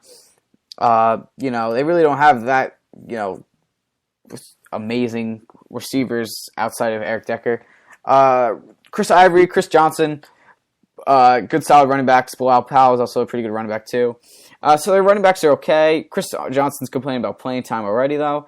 But they'll be okay. 27 is the Texans. I think they're worse than the Jets. Case Keenum or Fitzpatrick, their QB issues, they got to fix that. You need a QB. You need a good QB to win games. So I don't see the Texans doing anything this year, even with getting Jadeveon. Jacksonville is 26 in this. I think they're down, too. I don't like this. Even they got Toby Gerhart. He's okay. Everybody's thinking he's going to have a great year. We'll see. Cecil Shorts is good. I like Marquise Lee. That's a good receiver duo. But Chad Henne is QB. I hope that Blake Bortles starts, because I think Blake Bortles could make a big impact in the league and make a big impact for the team. I think he'll do well if Bortles starts. You need that year to develop. I don't see the Jaguars. They don't really think they can go anywhere this year. But I hope Blake Bortles starts over Chad Henne. It's probably not going to happen, but if he does start, he has a year to develop and learn and get used to the system in the NFL. And I think Jags in a few years could be a good team if they, if they have somebody else besides Palinski on defense, they could be a good team. Vikings are 25. AP, really don't have a QB. I don't think Teddy Bridgewater is going to be that good this year. I really don't see him being a good QB. I wasn't impressed on his pro day. A lot of people were like, oh, he's going to be a number 1 pick at the beginning of the year, but I just don't see Teddy Bridgewater being a good. He was a good college QB. I just don't see him as a good pro QB. AP, obviously, probably the best running back in the league still. Him or Jamal Charles or Sean McCoy. I think AP is still the best running back. The receivers are good. They got good offensive weapons. Cordell Patterson, Kyle Rudolph. They're good. They're okay. Not great. Their defense is, okay too. It's really not that great either. They lost Jared Allen. I just don't see the defense cutting it either. I see Vikings going to be in last place. I feel like Vikings are going to be in last place this year in the NFC North. 24, we got the Dallas Cowboys, and this is kind of a drop. I mean, I understand that Tony Romo struggles in late games, but Romo is still a pretty good QB. I think DeMarco Murray, if he stays healthy, he can be great. Dez Bryant is one of the best receivers in the league. They did lose Sean Lee, though, for the rest of the season, which is good for me as a Giant fan. But, I mean, the Cowboys aren't that bad. I know they lost to Marcus Ware. Their defense is going to be an issue, which I can see why they're at 24. So I guess I could see why they put the Bleacher Report put them at 24. Their defense is still a issue that they gotta fix right now. 23 is the Miami Dolphins, a team that just missed the playoffs last year. Tannehill, he's okay. He's not that great. He's okay. I don't see him as being the star that Dolphins fans were hoping he would be. I see Tannehill as being an okay quarterback who in a few years is going to be cut by the Dolphins and is just going to be a backup from team to team. Just moving from team to team as a backup. Not being that great of a quarterback. He's okay. Harline's okay. Mike Wallace, he's got to step it up, but I think he's only going to step up if Ryan Tannehill does good. And I don't see that happening. Deion Jordan he looked okay last year. The defense is alright. I like Grimes. I like Brent Grimes. He's good. Their defense is okay. It's not gonna. They got some names that will wow. You got some players that will wow you, but they're not overall. They're okay defensive team, and I just don't see them winning the AFC East or even making the wild card, getting a wild card spot for that matter. 22 is Washington. Jay Gruden's new coach. Got to get used to a new system. They had a terrible year last year. RG3, even when he played, he still wasn't that great. Pierre Garçon was a bright spot. He was the league leader in receptions. Deshaun, though, this is either going to be really good or really bad. And it's probably actually going to be really good for Washington. As much as I hate to say it, he's probably going to do really well for Washington. I think him and RG3 are going to be a good duo. Alfred Morris is, he's good at running back. Jay Gruden's always been an offensive guy. I'm not really sure what's going to go on the defensive side. They got, oh my god, I just forgot who the Redskins. They got a safety. I just forgot his name. I just forgot his name. I'll find out the safety. Ryan Clark. Yeah, that's right. Ryan Clark is the safety now. He's good and he's okay. He's kind of old though. But the Redskins, the Redskins are either going to be really good or really bad. We're not sure. That's kind of like a flip of the coin right now. I see Deshaun doing really well. I just don't see that team overall being that great. 21 is the Bucs, and the Bucs got Josh McCown, who's probably going to start over Skelton. Doug Martin's healthy too. He's coming back. That defense is still pretty good. Gerald McCoy, Levante David, one of the top linebackers in the league. They did get Alteron Werner, who from the Titans did very good. He's good. He was a top 5 cornerback definitely last year. Their defense is just getting better. They have a new coach in Lovie Smith, who's a good defensive coach. This is a team I can see. It's a sleeper pick. A lot of people are thinking they have a good shot at winning the NFC South. I don't know about that, but if they made the wild card spot, I would not be surprised. It just really matters. It just really depends on how well Josh McCown does. If he's like he was in Chicago, if he does as well as he did in Chicago, then they'll be pretty good. 20 is the Steelers. Big Ben. They really didn't make the playoffs again. Mike Wallace. Obviously he's gone. Antonio Brown's his only receiver left. Emmanuel Sanders left to go to Denver. Big Ben is his last year in his contract. The Steelers are waiting till the end of the year to re-sign Big Ben if he does well. They're waiting to see how well he does. It's going to be a shaky year for the Steelers. I think they'll be 8-8. That's really all I see them going. The Giants are at 19. Eli's got a lot of pressure on him after leading the league in picks and turnovers and every single bad category for a QB. And there's also a lot of pressure on David Wilson, who was hurt, who was terrible when he was healthy. And he's going to have competition with Rashad Jennings, who they signed from Oakland.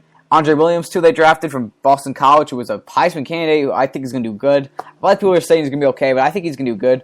Obviously, they got some good corners in Walter Thurman and Dominique Rodgers-Cromartie. Terrell Thomas is gone. Justin Tucker is gone. Their linebackers are still an issue with Mark Herschlich. He's really their best linebacker. They really don't have Pace Singer's okay, too. They really don't have that many. They don't have the best linebackers. Keith Rivers, too. They have terrible linebackers, actually. They have really bad linebackers. It really is not too special in the back there. They do play a 4-3, so they only have 3 linebackers. I'm going to go over the linebackers right now, actually. So, Spencer Atkins, Kendrick Adams, guys you never really heard of. Most of these guys are trying out, I think, at linebacker. Mark Hirschlick, he's okay. He's not amazing. Jameel McLean, though, they did get Jameel McLean, who should improve them a little bit, not that much. Spencer Paysinger was okay. He was really not too special there. The really best defensive player is probably either Dominic Rogers-Camardi or Antrel Roll. They got a guard in Jeff Schwartz. They need another guard after Chris Nee retired. I think Odell Beckham, if he comes into training camp and finally heals from that hamstring injury, it's kind of pissing me off. I want him to start training camp, crying out loud. I think he'll do good. He's like Cruz, and Cruz is do good. Ruben Randall, he's got to step up, and he did lead the team in touchdowns last year, but he's got to learn how to run a route because sometimes he just doesn't run the correct route, and Eli throws a stupid pick. And as Eli, a lot of those picks were his fault, but he had some, especially from Ruben Randall's side, where Ruben would go deep and he was supposed to curl in, and it would just be a pick right to the corner. So I hope that doesn't happen this year. I think Giants, I'm really not sure. They can either be 10-6 or 6-10. So it really just matters when the season starts and what's going on. I have confidence in the Giants. I think they can do it, but we'll just have to wait and see. 18 is Baltimore, a team that won the Super Bowl 2 years ago and it was awful last year. Joe Flacco was bad. They got Steve Smith though, which is good. They need another receiver in there. Him and Torrey Smith would be a good duo. I like that duo. Sizzle Suggs is still in that defense. The defense is okay. I like Webb, the cornerback. I think he was good before he was hurt. He was okay last year. And I hope he does good this year because I think he's a good cornerback and he's got talent. I hope he does well. Ravens, I really don't know what's going to go on there. Kansas City Chiefs at 17. This is kind of shocking me a little bit. I know they blew a terrible lead to the Colts in the playoffs, but they did re-sign Jamal Charles, Dwayne Bowe. He's okay. Alex Smith, they think he's going to do well. Many people are thinking because of the easy schedule they had last year, a lot of their record was a fluke, and that this year they're playing tougher teams, that it's going to be, they're not going to make the playoffs. I think they're still making the playoffs. I really do like their defense. Eric Berry's very good. Houston is very good. Justin Houston, right? Yeah, Justin Houston's very good. I can go on that defense. Their defense is very, very, very good. So I'm going to quickly go over some of their defensive players that I like.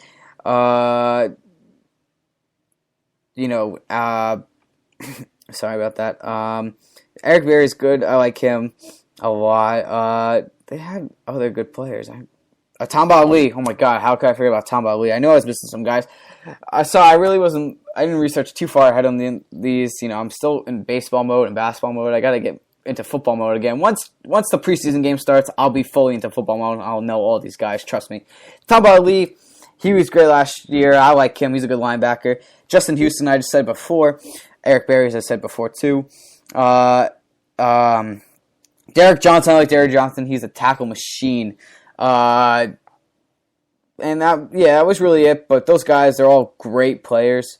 Chris Owens is okay. They really, besides that, I like their player. They got some great players, though, on defense.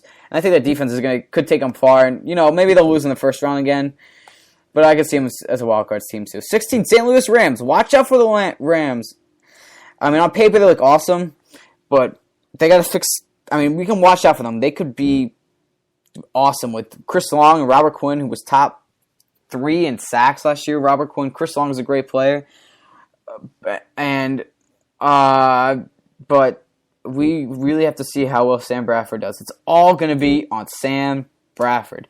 He is the main guy that we're all going to be talking about. Is he going to do well? Is he going to be okay? Because he can't be okay. If the Rams want to make the playoffs in the toughest division in the NFL right now, the NFC West, where you're facing the 49ers twice, the Super Bowl champs, the Seahawks twice, and I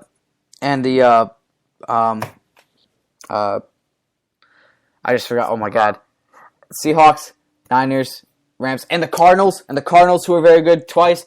It's tough, and you gotta perform at the next level if you want to be a playoff team in that division. So Sam Bradford's really got to step it up. This number 1 overall pick, he's been okay, but he's never been what everybody thought he would be. I think this is Sam Bradford's last chance before they try to move on and move on without Sam Bradford, the Rams, and draft the QB next year. So do I think the Rams are going to make the playoffs? Probably not because that division's so tough, but Sam Bradford's really got to step it up this year. 15 is Carolina Panthers, and they're down a lot. A team that was first was a team that was, had a bye week, in the playoffs last year. It's now at 15 because of their loss of wide receivers. Obviously, Luke Kuechly leads that defense, and he's the best player in that defense. Led the league in tackles. He's a great player. I love him. He's awesome. Steve Smith's gone, though. Brandon LaFell's gone. Ted Ginn's gone. Dominic Hickson gone. All the receivers are gone. They got Kelvin Benjamin, Jason Avant, Jericho Cotchery, which is not terrible, but Jericho Cotchery's old. Jason Avant was okay when the Eagles, and Kelvin Benjamin's, they just drafted him. Yeah. So we'll have to wait and see. I think it's going to be a down year for the Panthers because of the receiver issues. Their defense is still good, and nothing else has really changed. I mean, DeAngelo Williams still is kind of old, and so is Forsett. So it's going to be a down year. I could see them going 9-7, actually, or maybe even 8-8, the Panthers, because of the receiver issues. I think Cam's a great player. I think the defense is great. But the issues with receivers is really concerning me, and I can see them going 8-8. 14 is the Falcons, a team that's 4-12, with a lot of injuries, and Julio Jones, Roddy White, Steven Jackson was hurt a little bit too. I think they're going to do well. I think Matt Ryan's going to do good. I think Steven Jackson has his last great year in his career, because he is old, and I think he's having his last good I think he's having a 1,000-yard season. This is his last good year. Matt Ryan, I think, is going to do great with Julio Jones and Roddy White since they're both going to be healthy. And I can see the Falcons as a team that could win the division. I still think the Saints are going to win the NFC South, though. 13, we have the Colts. They got Keem Nicks. That was their big addition. And he's going to be alongside with Reggie Wayne and T.Y. Hilton, which is a pretty good receiving combo right there. I like the receiving. T.Y. Hilton, Reggie Wayne, and Keem Nicks, that's a good combo. Trent Richardson's really got to step it up. He was terrible. The Colts are kind of maybe regretting that trade. Trent Richardson looked awful with the Colts last year. He looked awful. So he really has to step it up. And with now knowing the whole system and being with the Colts for about a year now, things might change. Andrew Luck, I think he's a top 10 quarterback. And I think he'll do fine with the receivers that he has. I see the Colts still. The NFC South is still so weak that I see the Colts easily winning it. And a team that I can see the Colts. This is a long shot, but the Colts have a chance of making the AFC Championship. Probably not. I see them going to the conference. I see them going to the conference semis, the quarters. I see them going to the quarterfinals this year, and I think that's as far as they go. But they have a chance to make the AFC Championship. 12 is the Cardinals. The Cardinals, great defense. Carson Palmer, he's 34 years old. All the Cardinals fans are thinking he's going to pull the Kurt Warner, like when he was 34 years old, and lead the team to the Super Bowl. Their defense is good. I love the Cardinals' defense. They did lose a couple of guys. They did lose Carl Stansby to the Browns, but they still have Fitzgerald, who's the top receiver in the league. Ted Ginn, they added Ted Ginn. He's a good punt returner. That's really about it, though. Michael Floyd is going to just have a better year this year. He was pretty good his rookie year, but he'll just get better. And I think he'll have a breakout sophomore year. And he's got the talent, definitely. Their defense is good. Patrick Peterson, Tyrann Mathieu, a very good corner. It was Tyrann Mathieu plays safety now. I always forget, but Peterson's very good. And I just seen that team have a good season, but the NFC West is tough. NFC West is very tough. So like the Rams, because how tough the division is, I just don't see them making the playoffs. 11 is Detroit, and I don't think Detroit's going to be this high. Stafford's okay. Obviously, the best receiver in Megatron, Calvin Johnson.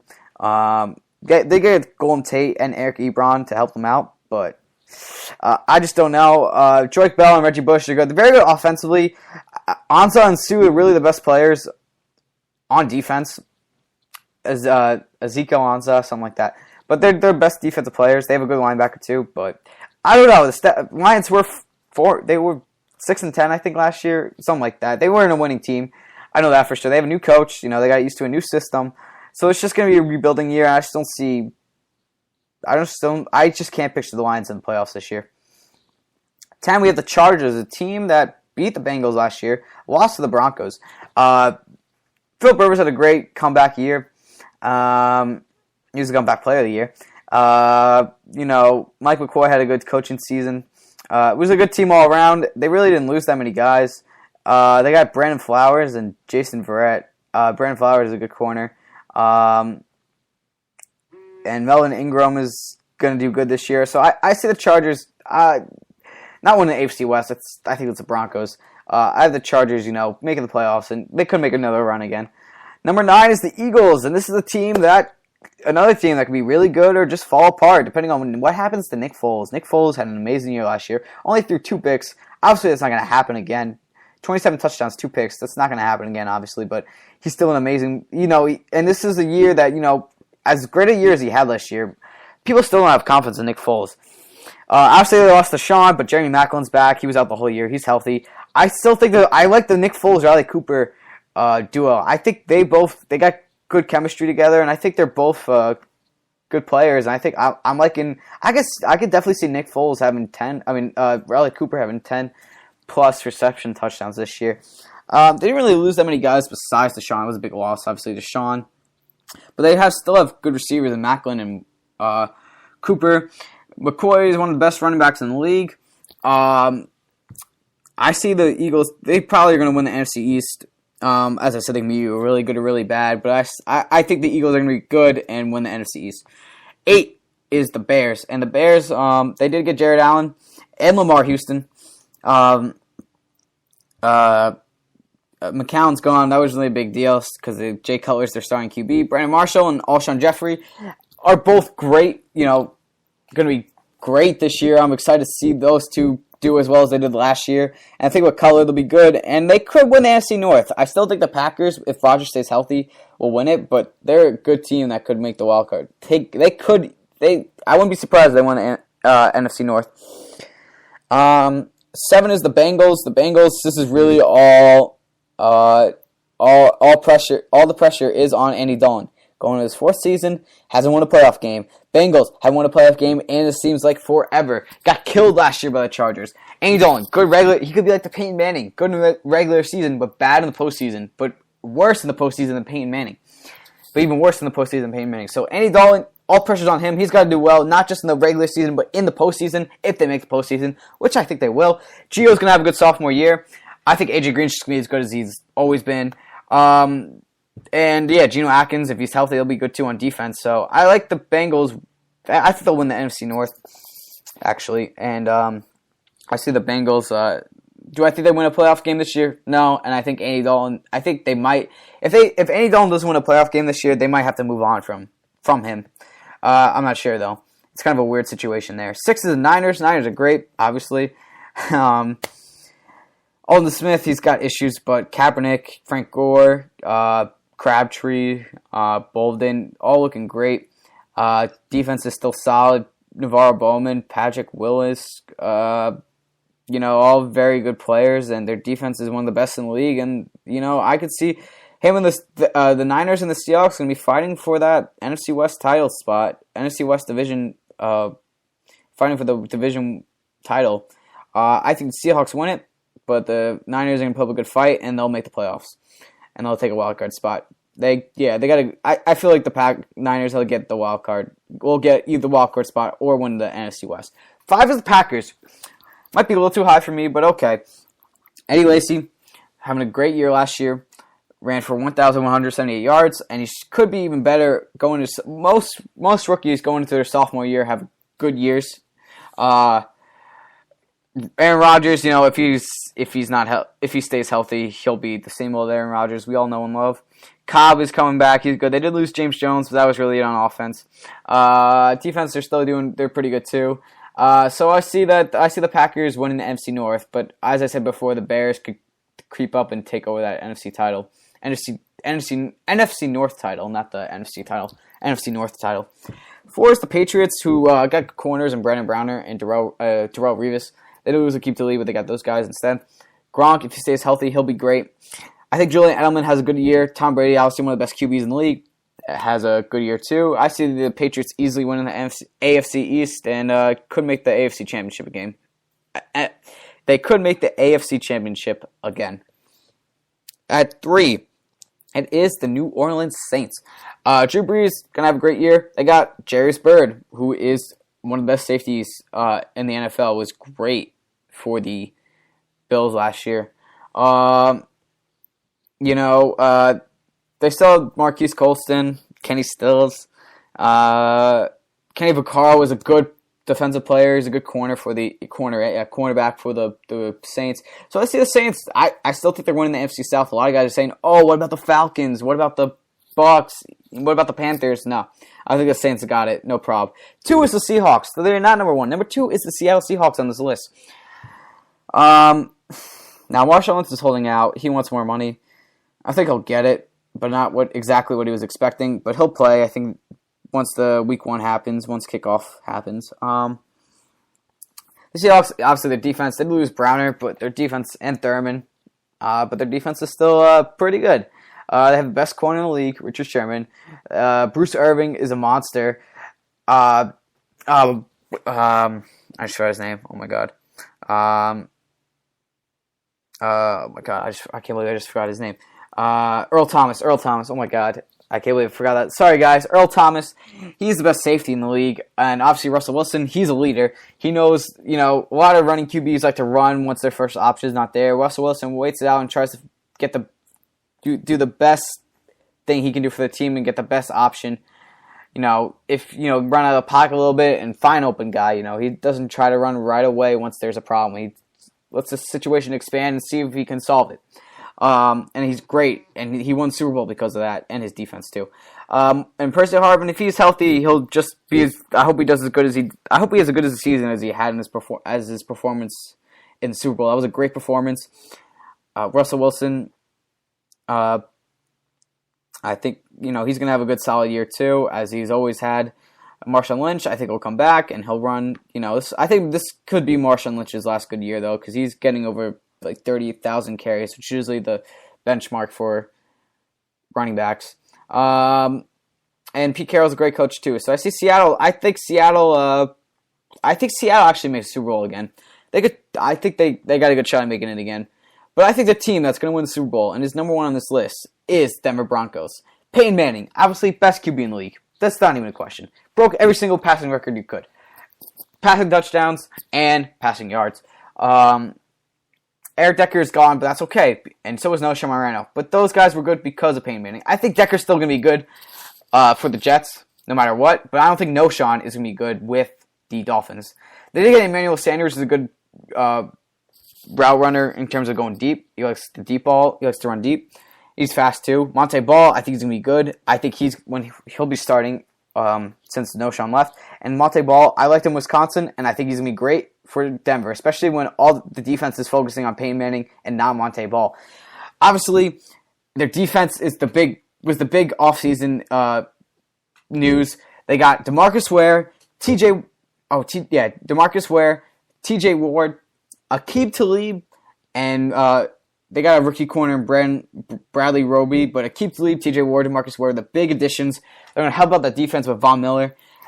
And it's looking like it's looking like a great defense. It's looking like a top 10, maybe even top 5 defense. And with the best offense, it's still the best offense, even they lost Eric Decker and Monte Ball, Eric Decker and Noah, because they still have Demaryius Thomas, Julius Thomas, and Wes Welker. All great receivers. Julius Thomas is a great receiving tight end, and he's a good blocker too. So best offense in the league, and with the top 10, top 5 defense, that's a team that's going to win the Super Bowl. I think Broncos win the Super Bowl this year. They're going all out this year. They know Payton's running out of time, and they know that if they want to win, they got to win now. So I think the Broncos win the Super Bowl this year. And that is it, everyone. So thank you for listening to Sports Talk with Matt. I'm hoping to do a show Thursday once at like 4 o'clock or so, once the trade deadline ends, and talk about all the trades that happened over the course of the next few days. As I said, so just remember, go check out National Sports Radio. I might be joining them in a few weeks. I'm not sure yet. Probably will. We'll have another show on their station while still doing Sports Talk with Matt. So go check them out. National Sports Radio there on Spreaker.com.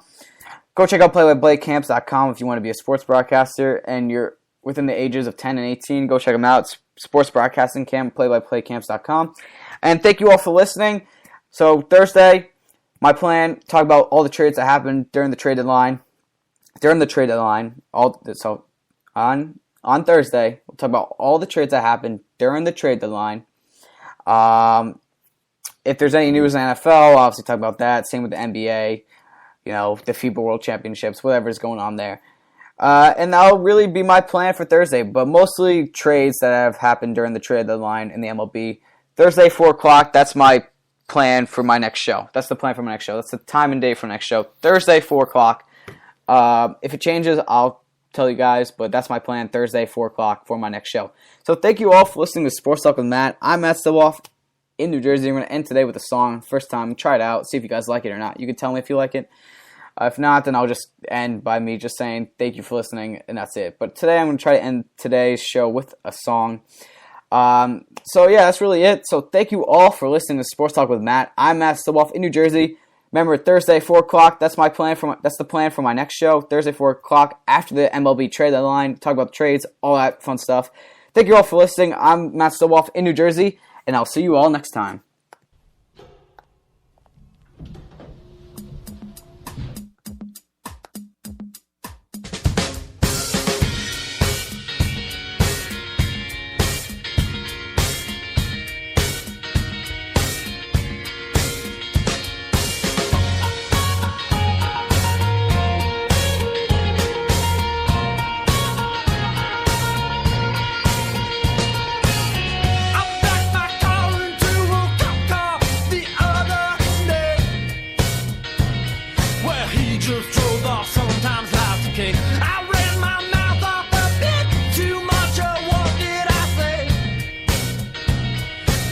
Just laughed it off, it was all okay.